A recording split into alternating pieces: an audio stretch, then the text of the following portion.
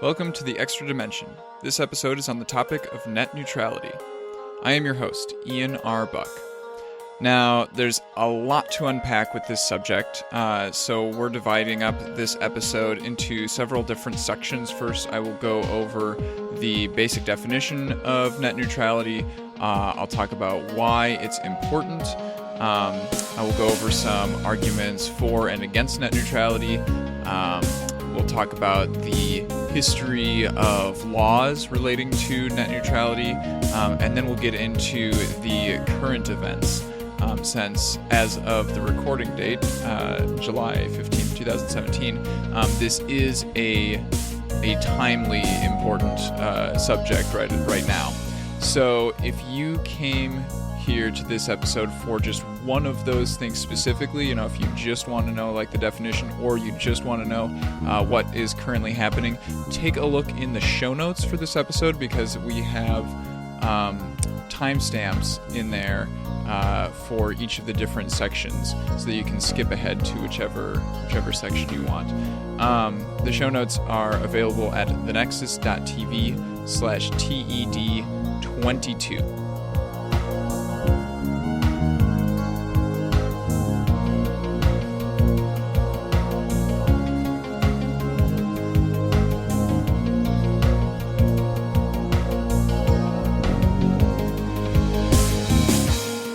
All right, so first, basic definition, net neutrality. Usually when I am thinking about some phrase that I've never heard before, I like to break it down word by word to try and figure out what it all means. Obviously, the net neutrality refers to the internet, and then neutrality means that everything, all of the information that is being transmitted over the internet has to be treated equally. So the full definition of net neutrality is it's the principle that internet service providers should enable access to all content and applications, regardless of the source, without favoring or blocking particular products or websites. So basically, all of the information has to be transmitted with like the same level of priority, no matter who it's coming from, who's going to, what kind of content it is, etc.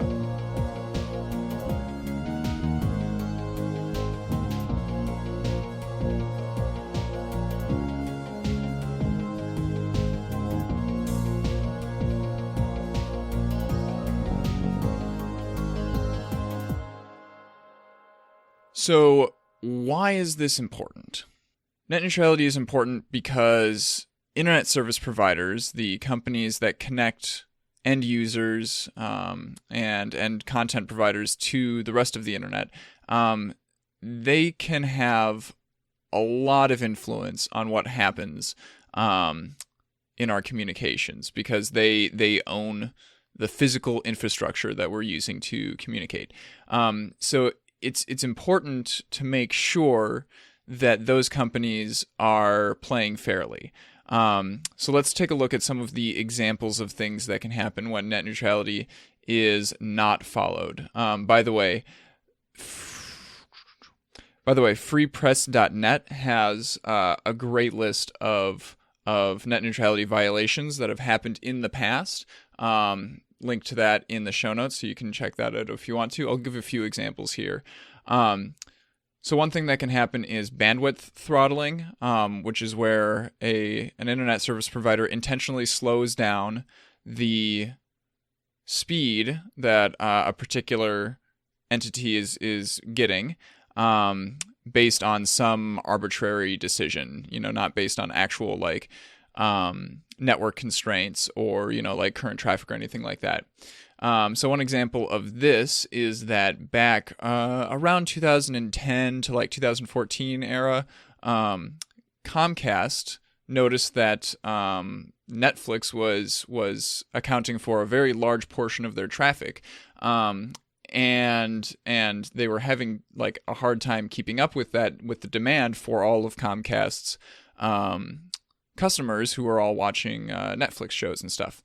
And so Comcast decided that they needed to upgrade their network to account for all of this, traffic.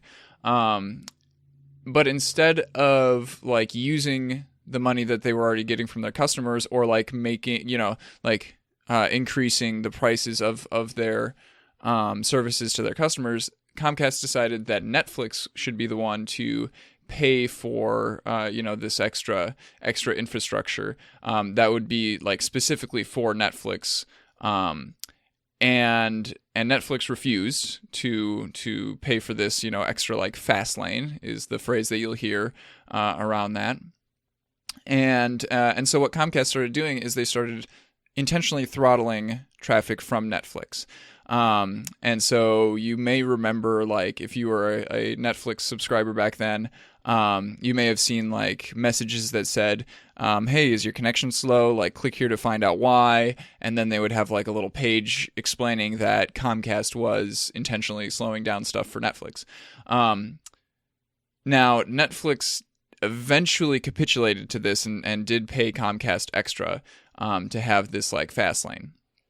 And the problem with bandwidth throttling, and like paying for exclusive fast lanes and stuff like that, is that obviously Netflix was big enough to be able to pay for that. But let's say that like I had an idea for a really good movie streaming service that is going to like blow everybody else out of the water because I have some cool feature that nobody else does. But I don't have enough money when I start out to pay like a bunch of internet service providers for this extra fast lane.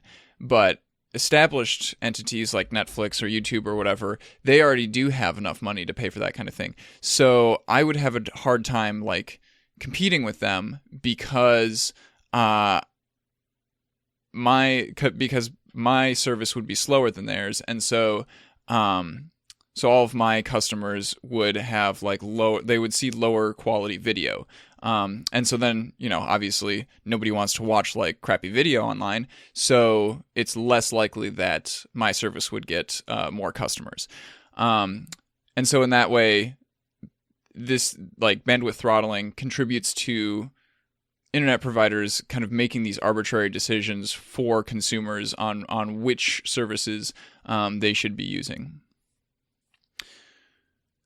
Data discrimination is another type of violation of net neutrality, and this is where instead of just like slowing things down for a particular user, what internet providers sometimes do is they will like entirely block like features or entire apps based on a lot of times this is like they'll do this if they have some competing product. So AT&T got caught for blocking customers who were using FaceTime unless they upgraded their plans to shared data plans. And we've seen this several times with like various different voice over IP type products where the phone provider, which also obviously delivers data to a smartphone, will block those like voice over IP services to encourage people to actually use like the minutes on their own cell phone plan, which is ridiculous because like if I'm paying for an unlimited data plan, of course I'm going to use that unlimited data for making calls. This is when I was back on T-Mobile, I did this a lot because I went with a plan that had unlimited data, but it had only like 100 minutes of talk time. And so I would use Google Voice to make all of my calls. But if T-Mobile, was able to figure out that I was not using my minutes and instead using Google Voice, they probably would have enjoyed blocking that because that would encourage me to go and like upgrade to a different plan that costs more, but then I get like unlimited calling time through their own phone system. Now, some forms of data discrimination are kind of like legally required. So in Britain, for example, internet service providers are required to block sexually explicit images of children, which makes perfect sense because like that type of content is just straight up illegal. Also, like American libraries will do the same kind of thing. They only receive funding from like the federal government if they block a certain list of types of things. On the like publicly available computers that they have at the libraries. And that kind of thing, that totally makes sense, because then it's like it's the library that's making the decision of the stuff to block, instead of like the internet provider that they're paying. But when it comes to like individual consumers in their own homes, most types of data discrimination are not wanted. Finally, selective metering. This mostly applies to like phone services, because if you think about the wired connection, internet connection that you have in your house, usually that is not limited by a certain like data cap per month, but a lot of cell phone plans are sold with some, like maybe 5 gigabytes or 10 gigabytes or whatever that you have for the whole month. And if you go over that, then you're either like charged more or you get like throttled down to a really, really slow speed or something like that. And so what selective metering is where the phone providers will offer you to like a certain service that doesn't count against your data usage, but like other services in the same category might still count against your data usage. So for example, AT&T again, they did not count streaming from DirecTV, which they were affiliated with, against their data caps. But if you were streaming from, some other like television provider, or if you're just like watching YouTube videos or whatever, obviously those still count against your data caps. And it's pretty clear that like that is anti-competitive, because they're favoring a company that they have a partnership with over other companies that they do not. There are some other examples that are a little bit less clear on whether they're like anti-competitive. For example, T-Mobile offers a feature called Binge On, where like certain music and video streaming apps don't count against your data caps. And let's take a look at the music streaming one in particular. Like they have a list of maybe 5 to 10 music streaming apps like Google Play Music, Apple Music, Spotify, Pandora, etc. And those don't count against your data cap on your T-Mobile plan. But let's say that I like want to use some really obscure thing to stream my music to my phone. That is still going to count against my data cap. And so even though it seems like, customers are getting a really good deal because they can listen to a bunch of music without using up their data, it's not good for the companies that are trying to start up new music streaming apps that aren't going to have that partnership with T-Mobile, because they just don't have enough attention yet. And so it's a lot harder to kind of break into that space, into that world, if these internet service providers are making all these decisions. All right, now let's hear a few of the arguments against net neutrality. So obviously, some internet uses are more network sensitive than others. So maybe like gaming or video calling, right? Because those require low latency, and in the case of video calling, a little bit higher bandwidth. So it might be better overall if those types of services were given higher priority than other stuff like just regular internet browsing, right?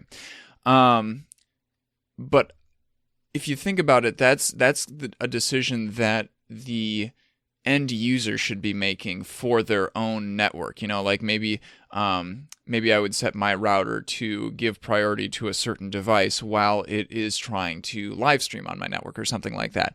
But that's not something that like the internet service provider should be the sole arbiter of, because then they might make decisions that the end users don't want.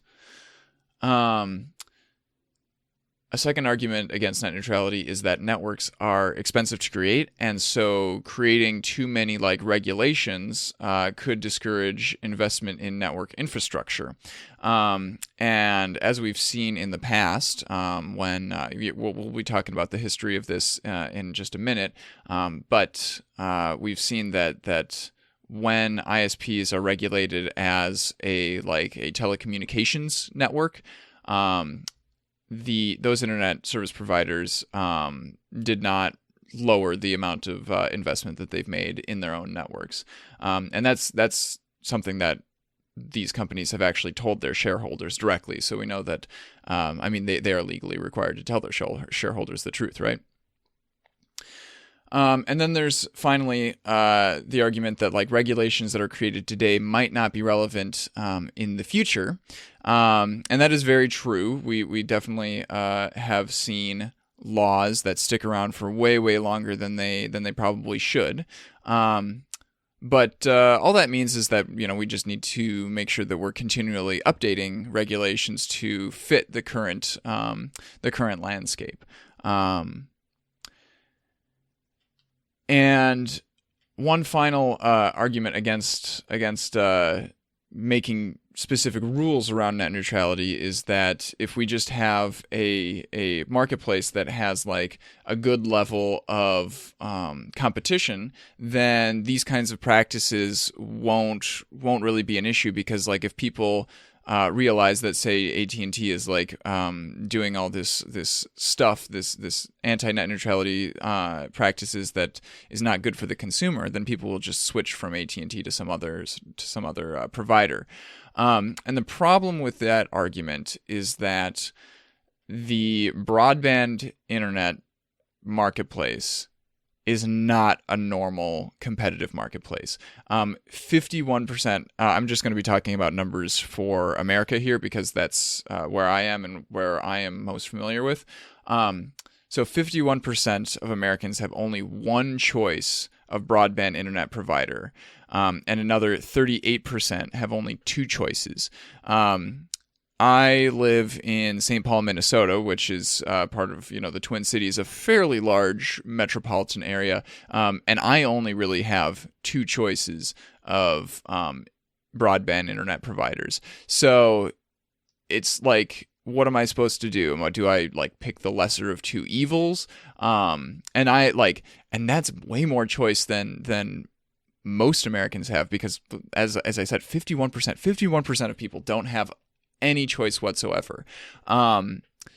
If we talk about cell phone plans that have data associated with them, if you live in a major metropolitan area, you probably have maybe 4 choices or so of a network to go with, because that's 4 major ones. But if you start getting out into rural areas, you're going to start having only really one choice, because Verizon built out their network way faster into rural areas than most of the other cell phone providers, and so many Americans only have one choice of a reasonable cell phone plan to choose from.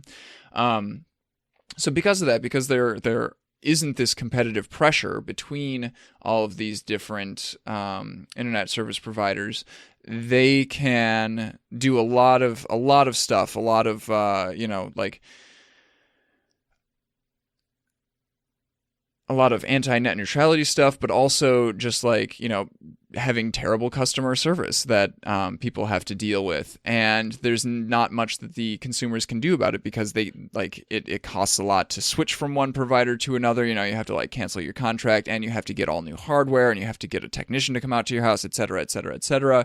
But also you just don't have the same level of choice as you do in other sectors. If I want to switch from one software platform, from one operating system to another, I have several choices there. If I want to get a new cell phone, there's countless different options out there. But when it comes to the internet service, we don't have much of a choice.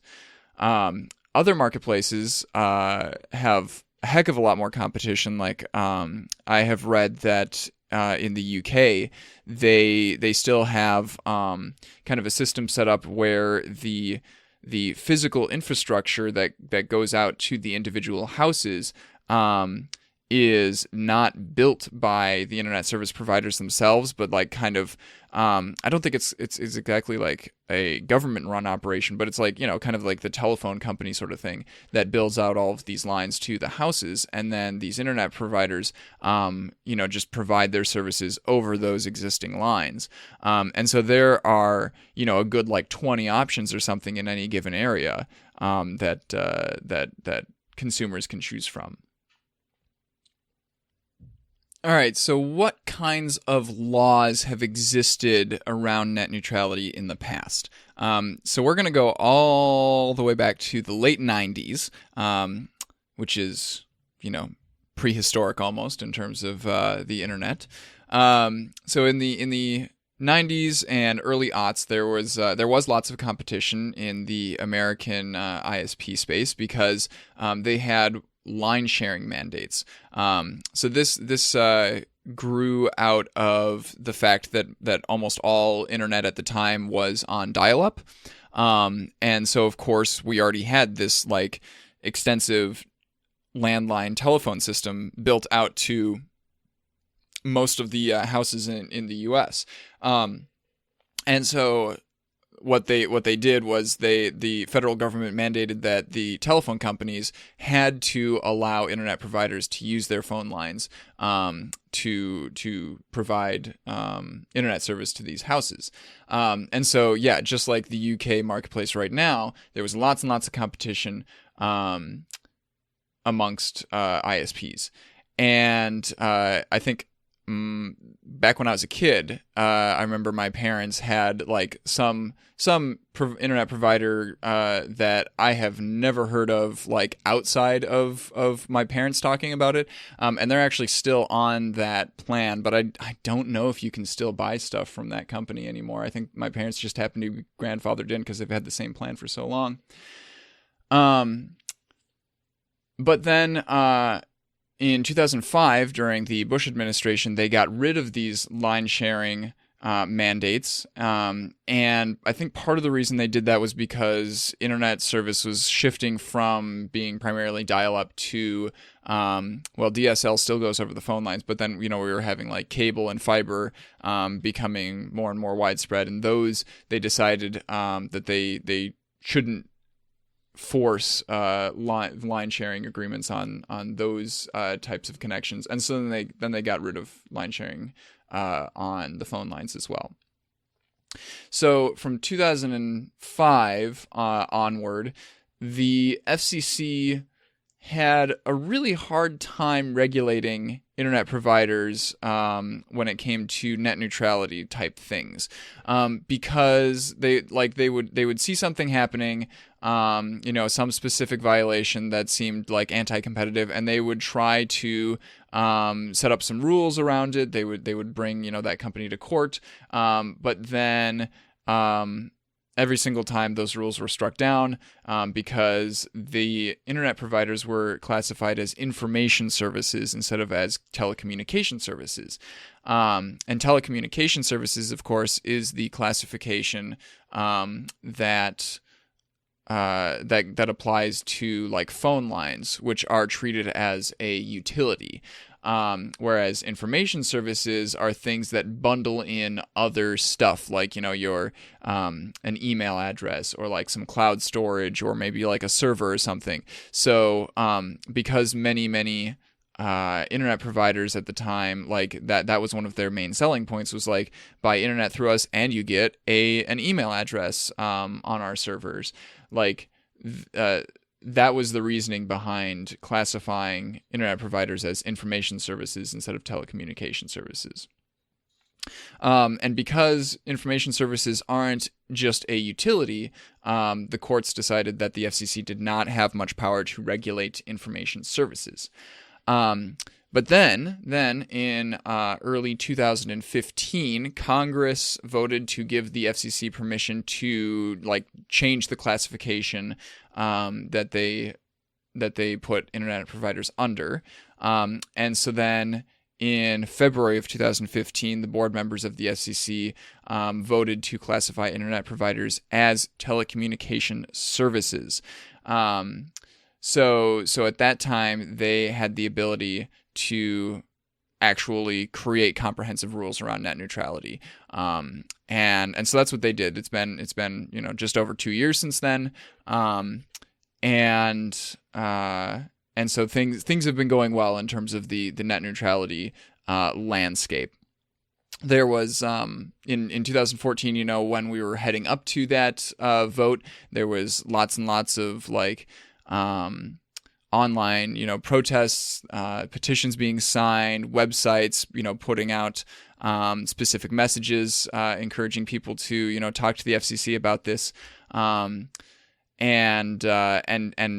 it really did make a big difference, because the chairman of the FCC at the time, Tom Wheeler, initially he did not seem very enthusiastic about the whole net neutrality thing, but once he saw how many people were affected by this, how many people, believed that this was an important issue, he kind of changed his stance a little, and he kind of became the spearhead for this whole classifying the internet providers as telecommunication services.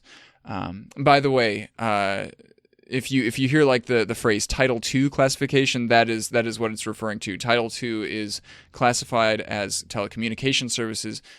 Title I refers to information services. So that's the difference there. If you see articles that are talking about the Title II classification.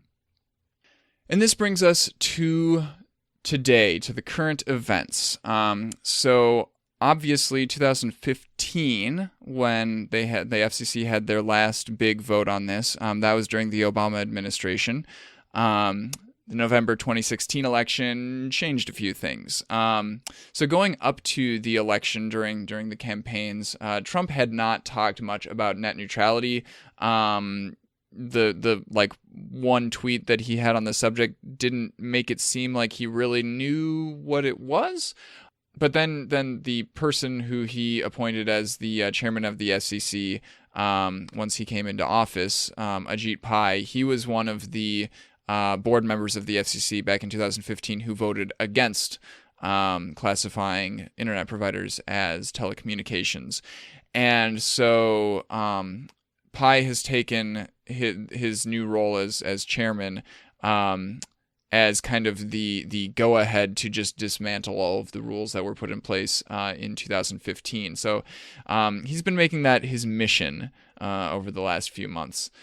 And on May 18th, the FCC announced a plan called Restoring Internet Freedom, which repeals all of the net neutrality rules that were enacted in 2015 and would place regulation of internet service providers under the FTC. So it would be going from the Federal Communications Commission to the Federal Trade Commission.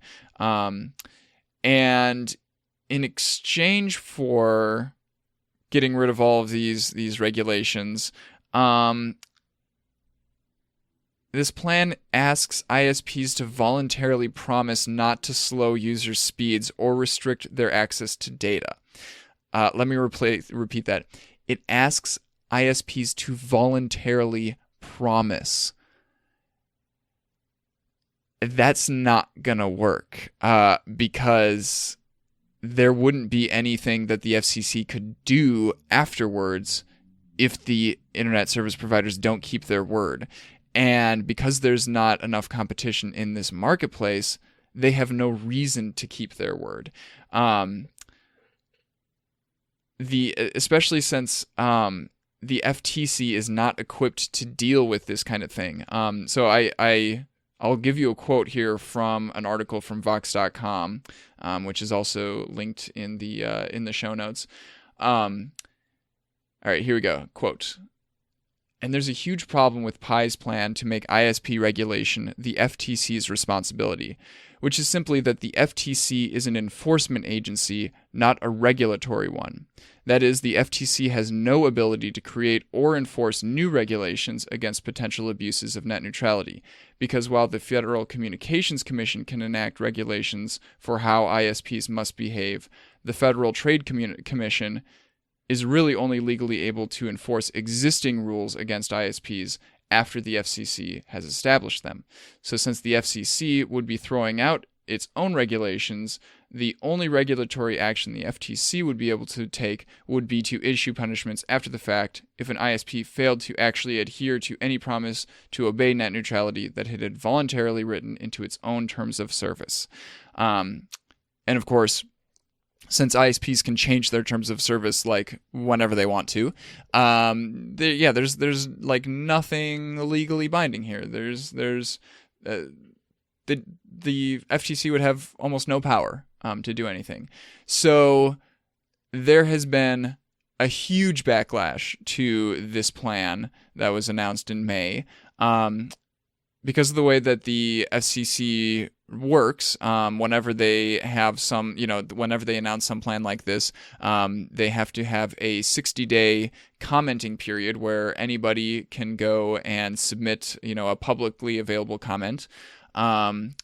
And that period is almost over as of the time of this recording. It ends on July 17th. So if you are listening to this within the next couple of days after this is published, I definitely encourage you to go and submit a comment in support of net neutrality. I have a really, really great article here that was written by somebody who worked at the FCC back during the Obama administration, detailing like what kinds of stuff they look for in these public comments, so that you can like write the highest quality comment that you can, that will give the FCC more information. So they say stuff like write about yourself and how the net neutrality rules have affected you.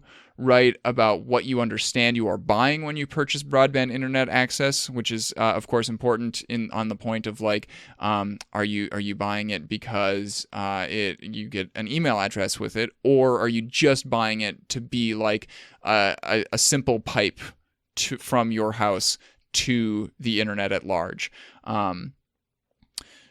Write about the choices that you have or don't have for broadband internet access.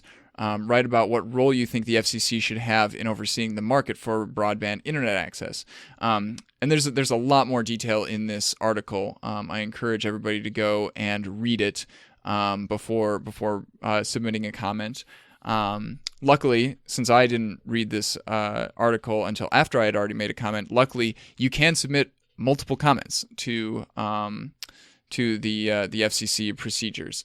So even if you've already submitted one, like go ahead and read this article and see if there's anything that you would like to add to another comment. Towards the end of the public comment period, a whole bunch of companies on the internet and individuals participated in a day of action that was on July 12th. So you may remember seeing like hashtags on Twitter, or if you visited like Netflix on that day, you may have seen a banner ad or something like that. Reddit had a whole message that popped up over the homepage before you can even access anything. All of which were kind of emphasizing that net neutrality is super duper important for the way that the internet operates, for competition on the net.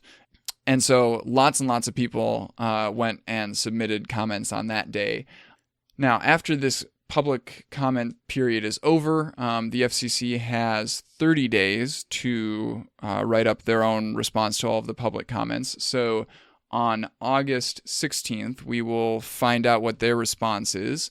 And I will be updating this episode accordingly with any news going forward, any new legislation that comes to be. So if you want to know the latest and greatest, check back here. If there are updates, I will put them. I'll put a note in the show notes, as well as adding stuff to the end of this MP3 file. If you're listening on YouTube, just look in the description to see if there are any updates, and I'll also create new videos with the updates as well, and kind of link to those from the main episode. But yeah, that's net neutrality.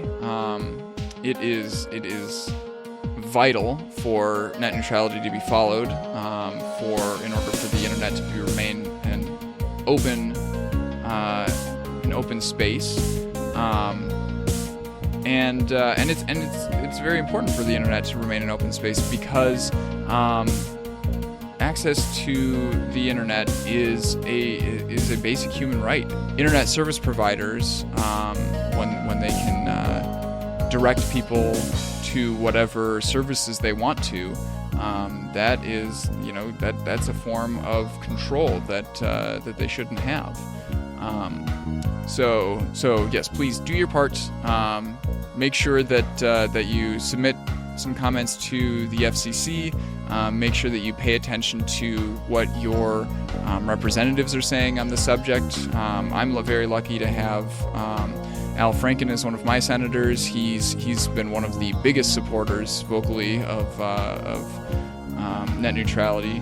And it is possible that even though the FCC is currently the organization that determines net neutrality rules in the United States, it is possible for Congress to write and pass legislation on the subject as well. So our actual elected representatives might have something to do with legislation in the future. Thank you for listening, everybody. This has been an episode of The Extra Dimension from The Nexus. The theme song for this episode is 7 by Matt51 from his new album 7. Check out the show notes for a link to that. If you have any feedback on the episode, please email us at thenexustv@gmail.com or find us on Twitter at thenexustv. If you have ideas for topics that we can tackle in the future, please let us know as well, since this is our variety show. I have been Ian Arbuck. You can find me on Twitter as Ian Arbuck. Have a good one.